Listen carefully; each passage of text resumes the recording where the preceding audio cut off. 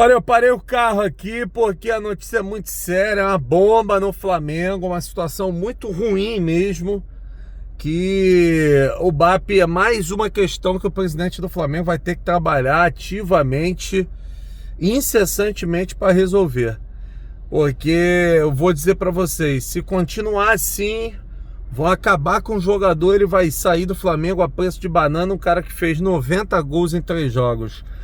Pedro está cortado da relação do jogo entre Flamengo e São Paulo. Ele está cortado, não vai ser nem relacionado por jogo. A comissão técnica está insatisfeita com os rendimentos dele nos treinamentos. E aí, eu vou dizer para vocês, eu não sou de ficar tomando o lado de jogador, não. Mas aí eu acho que a comissão técnica do Flamengo, ela tá errando. E por que tá errando? Tudo bem, todo mundo tem que ter a sua motivação, sua força mental, todo mundo. Isso aí é absolutamente indiscutível. Mas foi o próprio diretor de futebol que desmotivou o Pedro quando disse da intenção de vendê-lo. O próprio diretor de futebol do Flamengo, José Boto, tem responsabilidade muito grande nesse momento que o Pedro está vivendo. E eu acho que a comissão técnica do Flamengo tinha que levar isso em consideração. Eu acho que o Flamengo tinha que levar isso em consideração. Todo mundo sabe, todo mundo que está dentro do Flamengo sabe que o Pedro tem um perfil depressivo. Que o Pedro é um jogador que não é aquela mil maravilha nos treinos. E aí o jogador se vê diante de um problema sério, de um problema em que o diretor de futebol dá entrevista dizendo que quer vendê-lo a preço de banana. Então eu imagino também como fica a cabeça do jogador. Eu entendo que o Felipe Luiz é ferro e fogo, não tem conversa, vai pra cima mesmo. Não tem historinha, não tem brincadeira com ele, o negócio sarrafa lá embaixo. Tudo bem, eu entendo tudo isso. Mas eu acho que por trás do jogador tem o ser humano. E isso precisa ser visto. Isso precisa ser visto. Não se pode tapar o sol com a peneira. Não se pode fingir que tá tudo bem. E eu acho que quando você corta o cara de um jogo, você deixa o cara pior ainda psicologicamente. Você deixa o cara no barranco. Você deixa o cara numa condição... Ah, mas o Felipe Luiz tem que prezar pelo rendimento. Quem tá melhor joga, quem não tá não joga, quem não tem condições não é relacionado. Tudo bem, cara. Só que tem jogadores e jogadores. A gente tá falando do camisa 9 do Flamengo.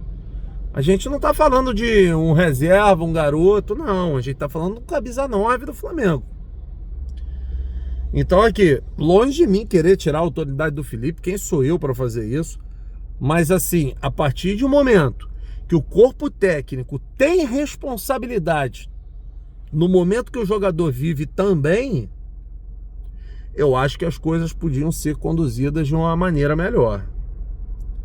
Eu acho que tá faltando habilidade ao Boto nesse convívio diário com o jogador. Alguma coisa precisa ser feita, o jogador precisa de mais tranquilidade, o jogador precisa de mais apego, as pessoas precisam dar mais carinho ao Pedro. Estou falando para vocês, porque nós estamos falando aqui de um jogador importantíssimo do Clube de Regatas do Flamengo. Nós estamos falando aqui de um jogador que faz a diferença. Nós estamos falando aqui de um jogador que já decidiu o campeonato pra gente, pô. Então, pô, o craque, ele às vezes precisa de um tratamento diferenciado. Às vezes precisa de um carinho maior. Eu não tô falando de muita coisa, não. Eu tô falando de um carinho ao Pedro.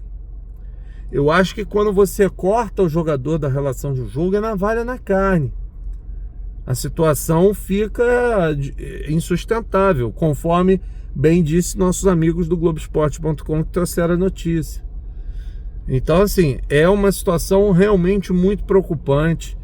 Eu fico chateado com isso, eu fico preocupado E agora sim, para mim, o Boto ele entra no momento de berlinda no Flamengo com relação à atitude, porque boa parte desse momento do Pedro pode jogar na conta dele. Boa parte pode jogar na conta dele, porque acaba desestruturando, acaba abalando psicologicamente o jogador. Agora, ao Pedro também é o seguinte: não dá para fazer uma terra arrasada, se entregar, achar que já era, que ferrou, que não vai jogar mais. Também não dá, né, Pedro? Precisa ter aquilo, precisa ter vontade dentro de si. Precisa ter vontade para mostrar que pode fazer a diferença. Para mostrar que é o cara. Para mostrar que é aquele artilheiro de 90 gols em 3 temporadas.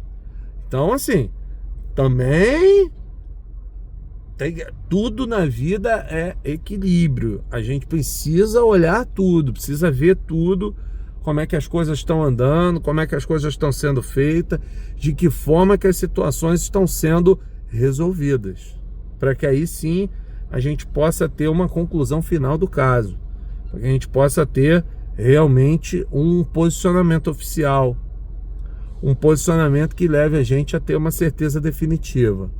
Agora, é preocupante. Olha, eu vou dizer para vocês, a gente não tá um dia de paz, cara. Fazem de tudo. Aí depois, eu ainda tenho que ouvir de determinada pessoa: pô, os YouTube fazem crise no Flamengo. Porra, meu irmão, quem faz crise no Flamengo é o Boto. Quem faz crise no Flamengo é o Felipe Luiz.